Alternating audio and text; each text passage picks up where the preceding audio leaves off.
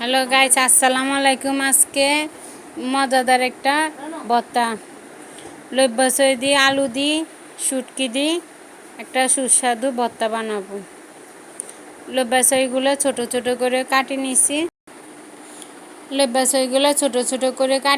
কাটি নিয়ে একটা আলুর লম্বা করে পিস করে নিছি। 5টা কাঁচামরিচ দিছি, 6টা রসুন দিছি।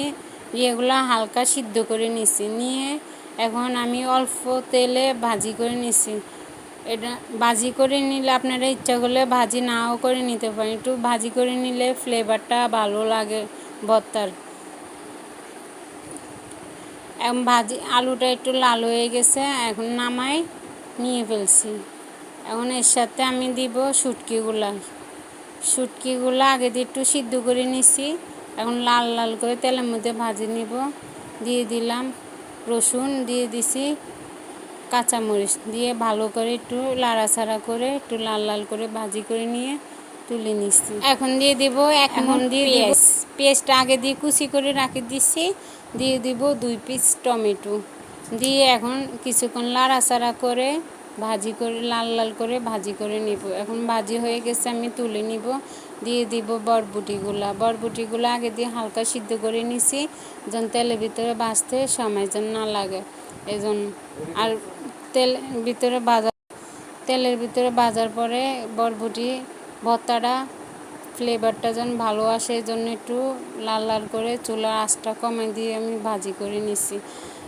এখন আমি পাটাতে পিষিয়ে নিব। আগে দিয়ে শুটকি দিয়ে মরিচ দিয়ে পিষিয়ে নিব। কিছুক্ষণ বাটিয়ে এগুলো অনেক মিক্স করে ফেলছি। মিক্স করে এখন দিয়ে দিব ধনিয়া পাতা, পেঁয়াজ কুচি লাল করে নিছি, রসুন অ্যাডজাস্ট করে আলু সহ বাটি নিব। আমি ভর্তাটা অনেক সবগুলো উপকরণ দিয়ে আমি একসাথে করে বাটি নিব। বাটে আপনারা সহজে বাসায় সহজভাবে ভর্তাটা বাসায় আপনারা করে নিতে পারবেন। অনেক সুস্বাদু ভর্তাটা আপনারা একবার বাসায় করি খাই দেখিয়ে। আমি মাঝে মধ্যে করি দুপুরবেলা। এখন আমি ভালো করে বাটি নিলাম, ভালো করে সবগুলো উপকরণ দিয়ে বাটি নিলাম। আমার বাটা শেষ। এখন আমি এর সাথে দিয়ে দিব একটা মাঝারি সাইজের পেঁয়াজ কুচি, স্বাদ মতন লবণ দিয়ে দিছি। লবণ দিয়ে ভালো করে মাখিয়ে নিয়েছি।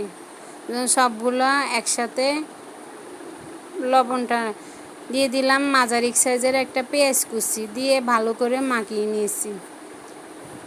মাখিয়ে নিয়ে এখন এর সাথে দিয়ে দিলাম কিছুটা